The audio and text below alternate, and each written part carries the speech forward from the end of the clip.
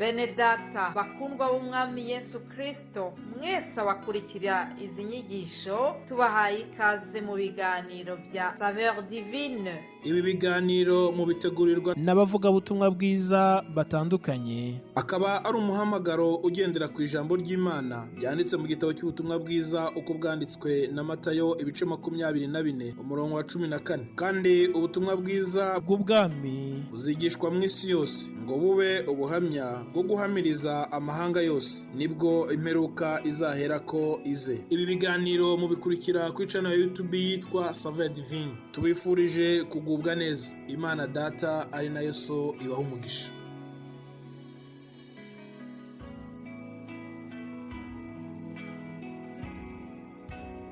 Bene data bakunzi b'Imana kandi bakunzi b'ikiganiro Saveur Divine, ndabaramukije amahoro y'Imana, umwe wese ahari n'ivyo arimwo, amahoro y'Imana nabane nawe kandi amahoro y'Imana nabane natwe twese muri ubu bugingo turimwo uno munsi, kandi amahoro y'Imana akomeze gushiramira imitima yacu.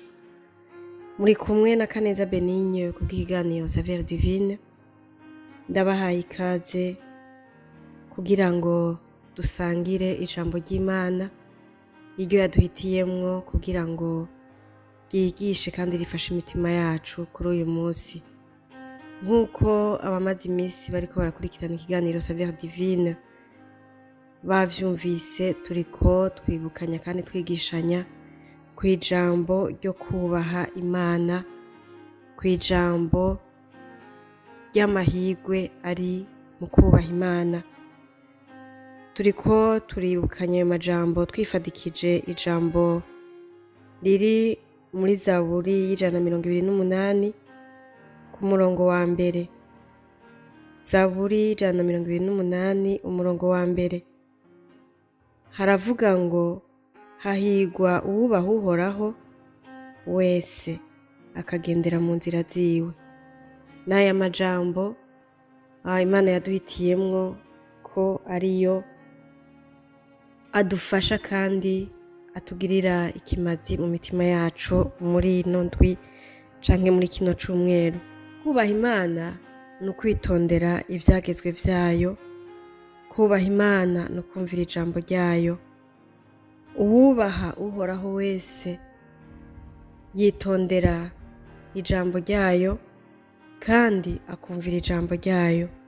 Uwubaha Uhoraho, iyo Imana ivuze amenya ko Imana ivuze, akamenya ko ijambo ry'Imana ari iryo kubaha kandi ari iryo gukurikizwa kandi ari iryo kwitonderwa.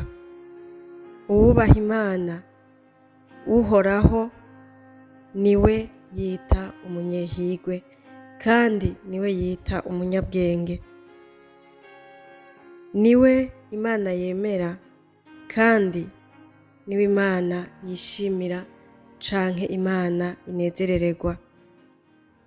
Nk'uko abasoma Bibiliya kenshi amajambo yanditse mu gitabo ca Yobu, igihe Satani yagomba kugerageza Yobu kugira ngo arabe ko yomukura ku Mana, Imana yabwiye Satani, iramubwira ngo wabonye umugororotsi wanje Yobu ingene anyubaha akitondera ivyagezwe vyanje. Ayo n'amajambo ari mu gitabo ca Yobu igihimba ca mbere, ndakeka ku murongo wa 6.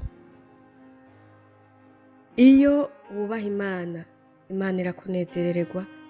Ivyirato vy'Imana haba imbere y'isi haba imbere ya Satani, Imana irakwiratana ikavuga ngo ndafise umuntu anyubaha.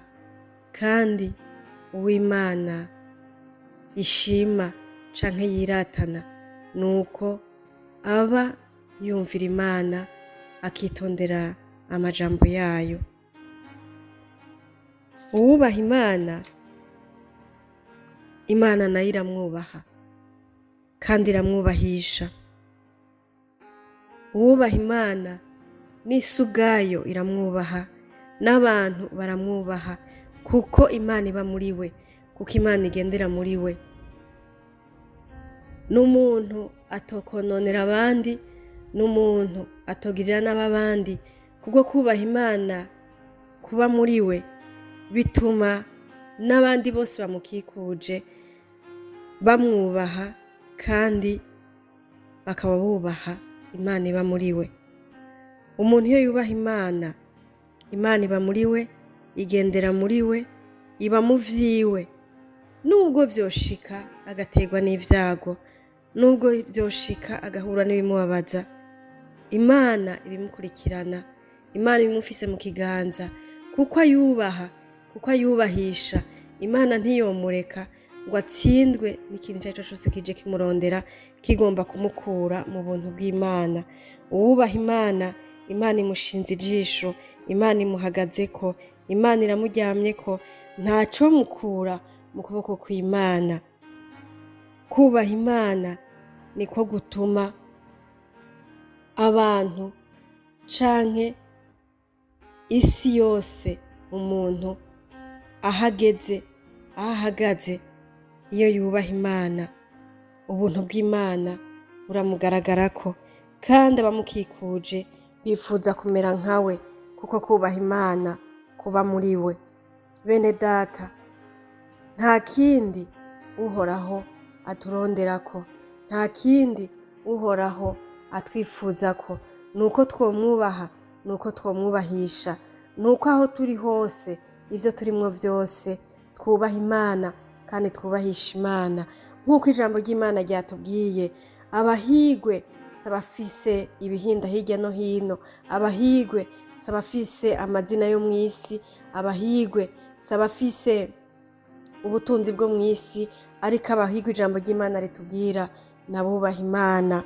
Mbega wewe ahuri, mbega wewe icuri, urubaha Imana? Mbega iyo wiravye ukaraba ivyo urimwo, ukaraba ivyo ukora, ukaraba amajambo yawe uvuga, vy'ukuri harimo kubaha Imana, vy'ukuri harimo kubahisha Imana? Mbega abantu bagukikuje iyo bakuraba, mbega bo kubaha Imana kuko bakubonye? Bivana nuko wubaha Imana, niko kuzotuma abandi bumva bo kubaha iyo Mana. Ni bundi buryo bwo kuvuga ijambo ry'Imana, n'ubundi buryo bwo kwiza ubutumwa. Kubaha Imana bituma n'abari hanze, n'abari kure bifuza kwegera hafi, kuko bakubonye ko ivyamwa vyiza vy'umuntu yubaha Imana.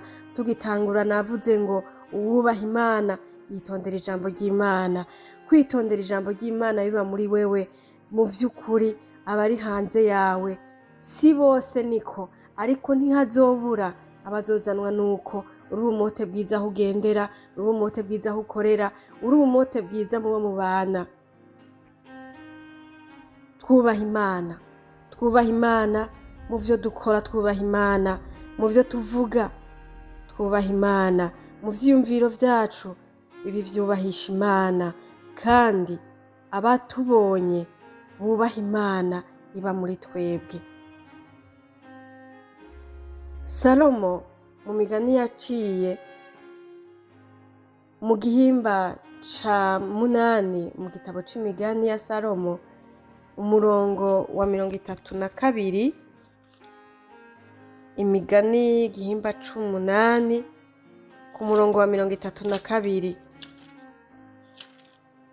haravuga ngo,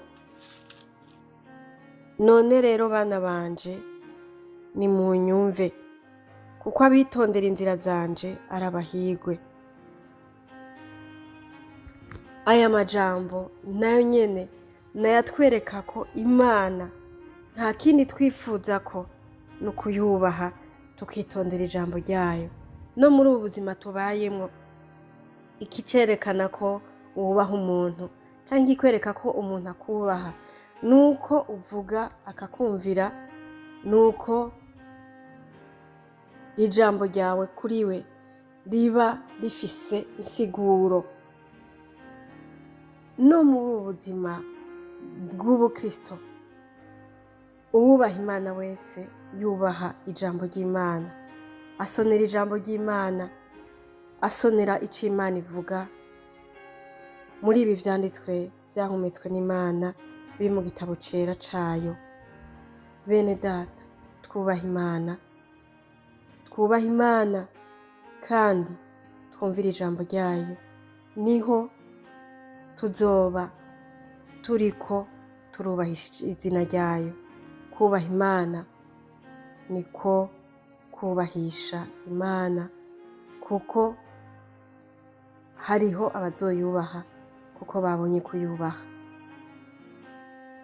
Ico Imana yadutumye muri ino si nuko tugenda mu mahanga yose tukabwira abantu ubutumwa bwiza.